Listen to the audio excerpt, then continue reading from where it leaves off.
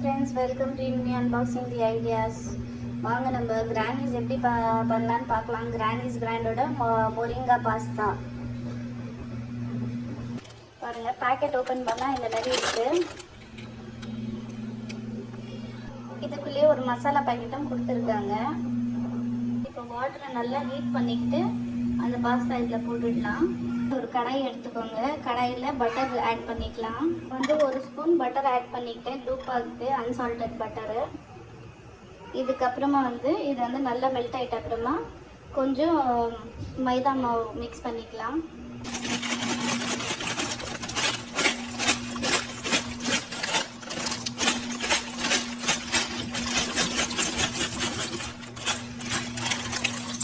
இப்போ இதில் கொஞ்சமாக சால்ட் அண்ட் ஆயில் ஆட் பண்ணிக்கலாம்.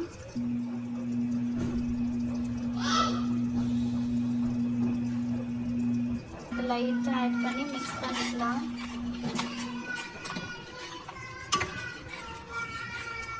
ஒரு 5 மினிட்ஸ் நல்லா வேக வச்சுக்கலாம்.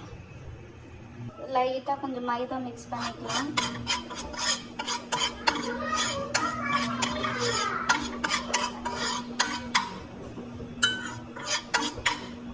மைதாவை கொஞ்சம் பட்டர்லேயே நல்லா இது பண்ணிக்கலாம். ஆனால் ப்ரௌன் ஆகக்கூடாது.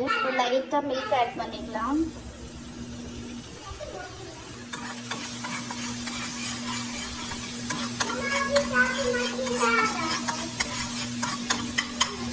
சீஸ் ஸ்லைஸ் இல்லை, அதனால நான் க்ரீம் சீஸ் ஆட் பண்ணிக்கிறேன்.